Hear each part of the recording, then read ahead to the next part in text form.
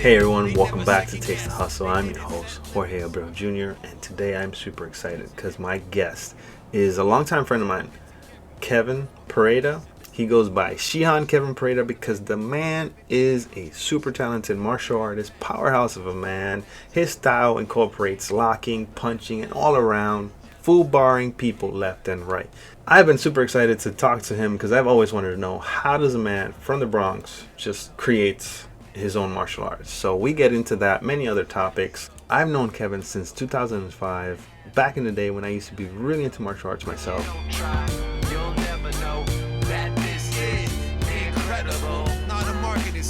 So it's hard to believe all of the new energy you're starting to see, moving as fast as a bull, charging the scene, but on point like a laser targeted beam. It hits your body quick as a swift karate kick, so people feel it even if they won't acknowledge it. But you had to know it.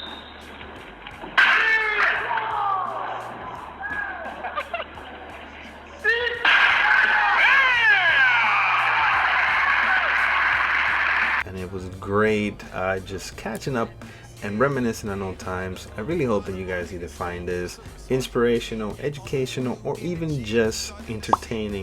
If you did, you know what to do. Like and subscribe because I drop them every Friday. Also, if you didn't, please leave comments because I'm working on making them better and your tips are definitely going to help. So, with no further ado, let's go. Right, go punch. If he retracts, I'm here. So if he tries to walk in on me, I'm protected. I can cut the head. I can do a bazillion freaking things for me, right? I can finish, actually do the kata, back fist, groin. But it's, right? Some people bring back, boom. Even if it's like a hook, whatever body, I'm here. It doesn't matter. This is all trapped. So I trap, boom, quick. I cross out to break, up, twist. This comes to my hip, boom. So he grabs, boom, boom.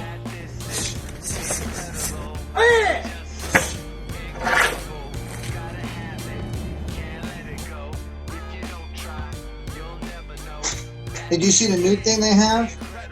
What? Are you still following do you still feel like follow like what gis are coming out and what they're doing in terms of martial arts companies and stuff like that? Nah, not in a long time. Well, this guy Jesse Enkamp, right? He's like a karate nerd. I don't know if you've ever seen any of his videos or heard of him. He looks like a Ken doll. He looks like a Ken doll? Yeah, he's like a really tall, blonde, handsome, like young Swedish guy who spent some time in Okinawa. His primary style is Shito. Okay. His family's into it. Like his dad legit trained there. His dojo is basically his family's dojo. Beautiful location. He has thousands of videos on the internet, super famous. But he has a gi company called Seishin.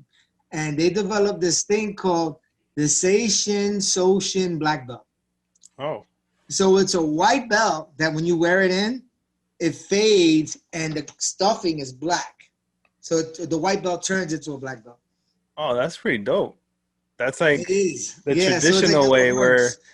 it's how it used to be, where like it would just get dirty and black, and that That's was your the black belt. concept. Like, you know how, people wear white or black belt so much it fades and turns white. Well, this fades and turns black. Yeah, because I heard like the original concept was that the white belt was just a belt that you just had around your waist, and as the more you trained, it just got darker and darker and darker. And that eventually became like a dirty black belt, and that was where it supposedly came from, like where people got black belts. Nah, You they trained dyed so it. much. They dyed it. They actually dyed it. I have my teacher now. He has a friend who actually did the experiment. He literally wore a white belt for 3 years every day, and he literally let the white belt stay outside, like in the rain, in the mud. He buried this shit just to see if he could get it black. It never turned black. Yeah, It turned like dirty. It turned like a brown. It looked kind of like because he had sent me a picture at some point. It looked like this, but Okay. he could never get it to turn black. And he had 3 years. He trained every day for about 4 hours with it. He was out in the rain, in the snow, on the beach, in the mud. The guy's out.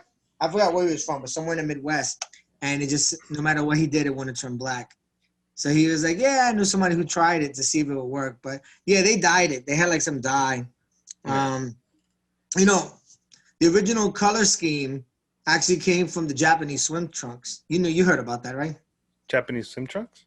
Yeah. Basically, the way it worked is you wore swim trunks to denote your level in the swim team. So a white trunk was a beginner, a green belt was intermediate, brown was semi-advanced, and then black were the advanced swimmers. That's how they got the colors for the trunks. That's where they got the colors? Hold on, let me turn that. I mean, for the belts, yeah, the original colors: white, green, brown, black. Okay, white, green, brown, black. Mm-hmm. All right, because I also heard that the belt system was incorporated when like the Americans started. Like foreigners started training, and they were like, they needed some sort of indication of progression. Like they couldn't just be a white belt for a long time. They did it before that. Basically, it was for kids. For kids.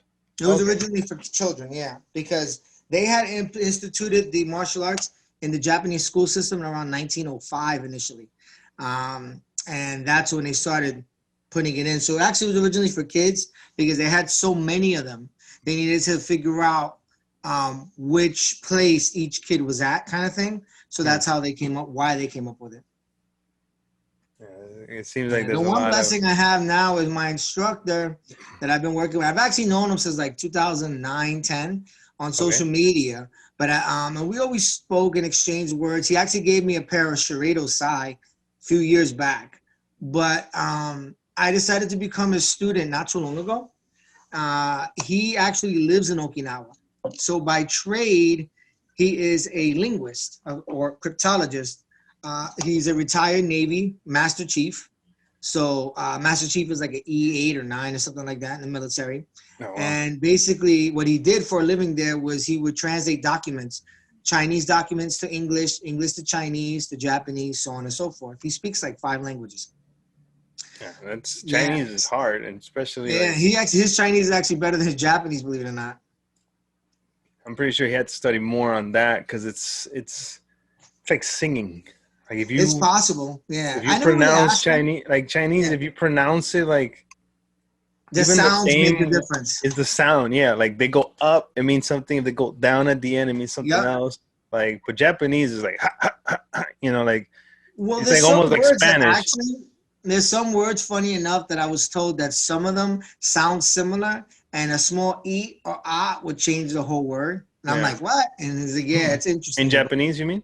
Yeah, in Japanese too, believe it or not. Yeah. Like kawaii or something like that means cute, but if you say like kawaii or something like that, it means something completely different and bad. Change it. Oh yeah. Yeah, so it's interesting like that. But yeah, the video you shared on Facebook with the different like 5 words that are mispronounced or misused in Japanese. Oh yeah. Mm-hmm. Like the guy was saying that some of them, some people would say the like kia, and you're not supposed to say kia. It just means to yell, and like people are saying the kia, action of, and it's like say something that has like a because it needs to come from the abdomen instead of like from up here. Mm-hmm. You need to tighten as you do it. So it's like there's things actually like that is good to know. In like the jiu-jitsu circles, there are actually words that they use. Also ninjutsu, like they say like to, ha, so. Yeah. So like those 3 sounds are actually like a legit thing, and they will project different energy. It's weird. And I've had it like done to me. One of my instructors did some stuff to me, and just the sound and the pronunciation changed the way it felt. And I thought that was odd. I was like, oh, snap. But yeah, what's dope about this guy, his name is Scott Merch for the record, is he lives in Okinawa. He has about maybe 21 years total living in Okinawa. So he lives there now. He's contracted by the Marines to still do the same job. So he's a liaison for the government, translating legal documents, contracts, so on and so forth. But his teachers, they're just amazing, like the guys he's got to train with. His teacher for the last about 14 years is a gentleman named Toyama Zenshu. And Toyama is actually the highest ranking Goju Ryu practitioner in the world. So the guy that was senior to him died. So now it's him. He's 94 years old, this guy. So he trained with a gentleman named Higa Seiko for like over 30 years. Oh, yeah? He spent a little bit of time with Miyagi, but he doesn't really call Miyagi one of his instructors because he only spent a little bit of time with him after the war. But he also trained Miyagi, another guy, Miyagi Choudhury, the founder. the founder, but the guy that they used also to reference in the Karate Kid. The Karate Kid, yeah. Miyagi Choudhury was the founder of Goju Ryu. And the one crazy thing too, and I even thought this, and I got corrected, was Higa Seiko is a very like big known name in Goju. Higa Seiko was actually Miyagi's dojo brother, not a student, and he was actually his senior, believe it or not. His senpai. So they had a lot of the same teachings, and what he was teaching was similar, a little bit more aggressive, and he even tried to call his school something different. But every time they saw him, because he was always with Miyagi, they were like, "Oh, you teach that Goju Ryu stuff, right?" And apparently, I was told that he used to get infuriated by it. But after a while, he was just like, you know what, screw it. Whatever. Yeah, I teach Goju. Hey, hustlers. Thank you for checking out this dope clip from the Taste the Hustle podcast. If you enjoyed that, make sure to catch the full episodes on the Mauricio Ando channel. You can get there by clicking the link on the right.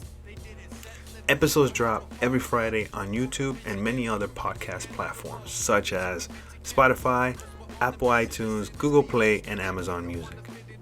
Remember this, hustlers. Done is better than perfect. So get out there and get it done.